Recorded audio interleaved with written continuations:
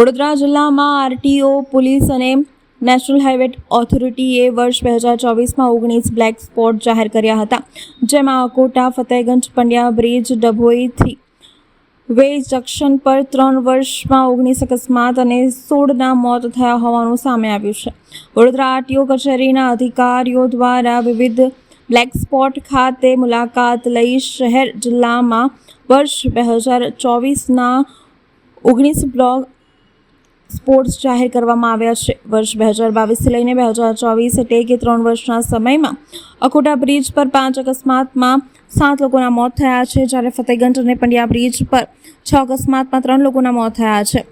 ડભોઈથી highway junction પર 8 અકસ્માતમાં 6 લોકોના મૃત્યુ થયા છે, જેથી તેને બ્લેક સ્પોટ તરીકે જાહેર કરવામાં આવ્યા છે। શહેર જિલ્લાના 19 બ્લેક સ્પોટ પર છેલ્લા 9 અને 6 માસમાં 45 અકસ્માત સર્જાયા છે, જેમાં 30 લોકોના મોત થયા છે, જેવામાં મોટાભાગના બ્લેક સ્પોટ નેશનલ હાઈવે પરના છે। શહેરમાં અકોટા બ્રિજ, ફતેહગંજ અને પંડ્યા બ્રિજની વચ્ચે ડભોઈથી વે જંકશનને બ્લેક સ્પોટ તરીકે જાહેર કરવામાં આવ્યું છે। આ 3 સ્થળોએ રોડ ફ્લાયઓવર પ્રકારના બ્લેક સ્પોટ જાહેર કરવામાં આવ્યા છે। તે સાથે બીજા HN 48 પાસેના અન્ય 5 સ્થળ છે, જ્યારે જિલ્લામાં પણ આ રીતે 13 જેટલા બ્લેક સ્પોટ શોધી કાઢવામાં આવ્યા છે। ઉલ્લેખનીય છે કે શહેરમાં અવારનવાર અકસ્માતોની ઘટનાઓ વધી રહી છે। આ અકસ્માતવાળા સ્થળોને શોધી તેને બ્લેક સ્પોટ તરીકે જાહેર કરવામાં આવતા હોય છે। તાજેતરમાં જ શહેરમાં અનેક અકસ્માતોના બનાવો સામે આવી રહ્યા છે। લોકોએ પોતાનો જીવ ગુમાવ્યો છે, ત્યારે આ મુદ્દે પશ્ચિમ વિભાગના એસીપી DM વ્યાસે પ્રતિક્રિયા આપી હતી। તમામ સ્થળો પર હાલ ઓથોરિટી ધ્યાન આપી રહ્યું છે અને થોડા જ સમયમાં અકસ્માતો અટકશે તેવું આયોજન પણ કરવામાં આવી રહ્યું છે।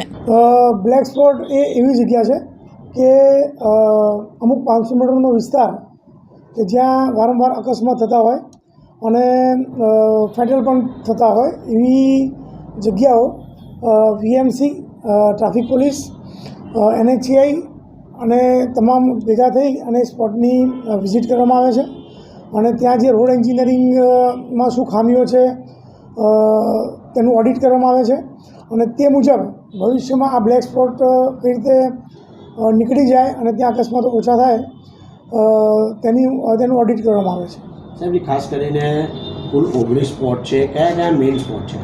મેઇન સ્પોટમાં જે જાંબુઆ નેરો બ્રિજ છે એ છે, પછી APMC માર્કેટ છે, એરફોર્સ બ્રિજ છે, કપુરાઈ ચોકડી છે, જેણા ચોકડી છે અને સિટીની અંદર પણ 4 જગ્યા એવી છે જે બ્લેક સ્પોટમાં આવી ગઈ છે, જ્યાં વારંવાર અકસ્માતો થાય છે અને ફેટલ પણ થાય છે। એમાં એક જગ્યા છે ડભોઈ 3 રસ્તા અને બીજી છે અકોટા જે સોલાર બ્રિજ છે, અકોટા બ્રિજ, પછી એક રાજવી ટાવર છે અને ફતેહગંજ પંડ્યા બ્રિજની વચ્ચેનો જે ભાગ છે। આ બધા જગ્યાઓએ અકસ્માતો છેલ્લા વર્ષમાં થોડા વધ્યા છે અને ક્યાંક ક્યાંક ફેટલ પણ થયા છે, એટલે એને પણ બ્લેક સ્પોટમાં સમાવેશ કરવામાં આવ્યો છે અને અમારા ડીસીપી જ્યોતિ પટેલ સાહેબ દ્વારા હાઈવે ઓથોરિટીના અધિકારીઓને બોલાવી અને જે તે જગ્યાનું ઓડિટ પણ કરવામાં આવ્યું છે અને રોડ એન્જિનિયરિંગમાં સુધારો વધારો કરવા માટે VMC તેમજ NHAIને જરૂરી સૂચનો કરવામાં આવ્યા છે। સાહેબ, એને કઈ રીતે સમાવી લેવામાં આવશે? કારણ કે ત્યાં જ અકસ્માત થાય છે અને એને બ્લેક સ્પોટ નક્કી કર્યો છે, તો પછી ત્યાં કોઈ કામગીરી એવી કરવામાં આવશે કે જેથી ત્યાં બનાવ ના બને? હા, જેમ કે